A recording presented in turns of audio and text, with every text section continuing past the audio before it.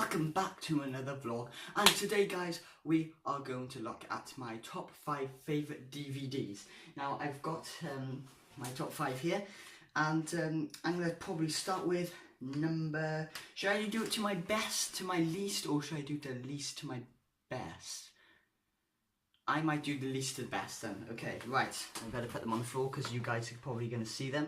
So this has to be my number 5 is Homeward Bound. Homeward Bound is a really good film. This one is from Walt Disney Pictures. This one is about it's a small dog there, a medium-sized dog and a cat. They go on a journey, and it's a really interesting, and it's an incredible journey. And like they meet the bear and all that stuff, and it's like a really good action film, and it's actually really interesting. At the back here, it just tells you about what happens, like the Sassy and Shadow and all like that, and tells you about the characters, like the dogs, and then they're running away from like these like different creatures and all like that, and it's actually really good film. So I still got the disc here. It's a U. So this one is a really good story. I do like it, so that's why it's my number 5. My number 4 has to be this, Top Gear, The Perfect Road Trip. So this one is a really good one. I've never seen on TV apparently, but obviously at the moment Top Gear stopped, obviously because of issues. You guys will probably know why. Now they've got the new show. They've got oh, what's it called again? I really forgot about it.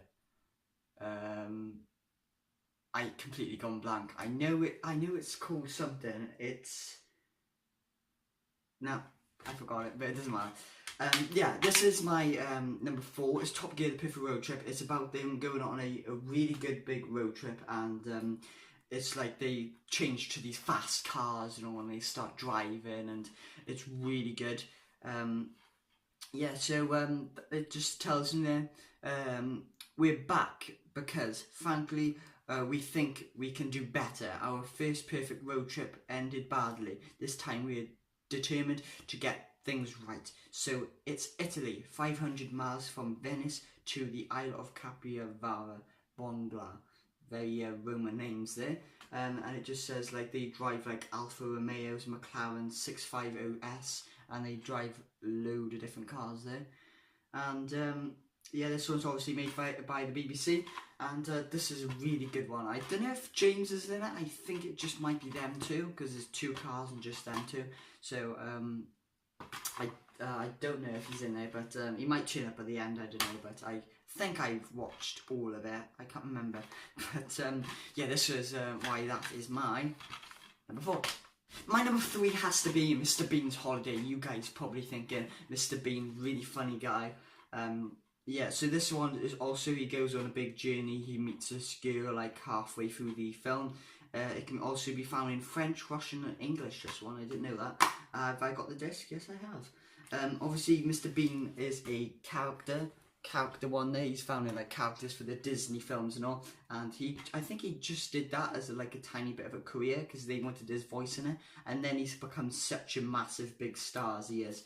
And he did this bit, Mr. Bean's Holiday. So that is also really good. Rowan Atkinson he's funny as anything. So that is why that is my number 3. My number 4 has to be Transformers Age of Extinction.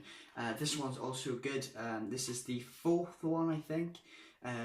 Yeah, so obviously I don't want to spoil it if you guys haven't seen it, but this one's also a good one. You can see the pictures. I'm just going to give some teasers away, but it's an old film, but if you haven't you guys seen it yet, you probably can't wait to see it.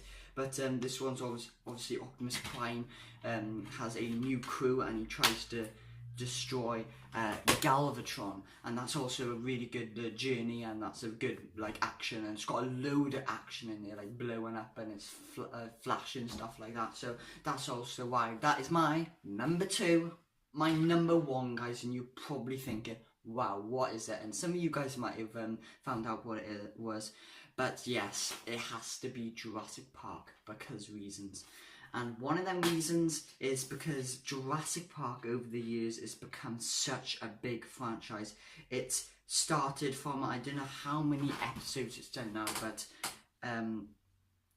like number 1, obviously we have Alan Grant. He's digging for dinosaurs.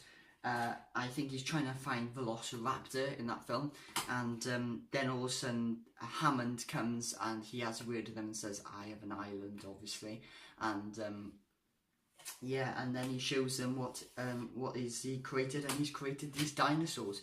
But yeah, that is number 1. Number 2 is The Lost World. This one's also a good one. They find out that it's not Isla Nublar, there's another island, Isla Sorna. Isla Sorna has more dinosaurs to breed them and then transfer them over to Isla Nublar.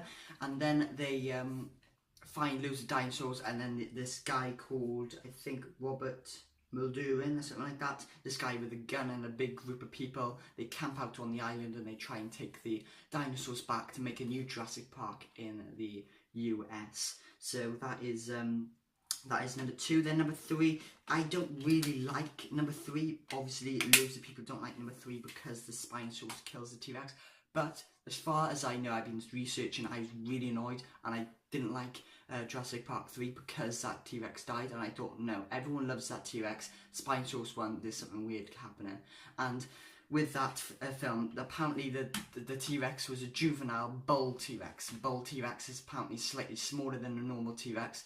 A fully grown T-Rex was the first one in the first film, and then a medium-sized grown one was in the Lost World, and apparently the juvenile bull T-Rex was in the third one. So I was a bit happy it was a bull T-Rex and a bit of a junior one, because I think if a proper T-Rex, an adult one, was fighting against the Spinosaurus, I think the Spinosaurus wouldn't have a chance. In this disc, it's got an extra number 1. It's got Beyond Jurassic Park. It actually gives you a brief description of where they actually filmed that. They didn't actually film it on the actual island. They filmed it in, I think it I think it was Miami, or this other island that was near the US, but they also just tell you like action and all like that, and they just tell you like the behind the scenes of Jurassic Park. So obviously they made Jurassic World.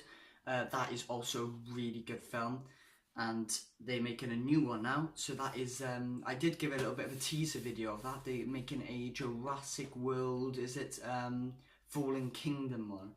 And it's about this volcano or something like that, but that's going to be pretty cool to watch. So this is the trilogy I got this. So this is why it's my number 1. I really like Jurassic Park, and I think Jurassic Park will go a long way. Hopefully they'll make more DVDs like this, and this is why Jurassic Park is my number 1. Thank you guys for joining me today to see my top 5 favourite DVDs. If you did enjoy this video, please leave a like, and until next time, I'll see you later. Peace out.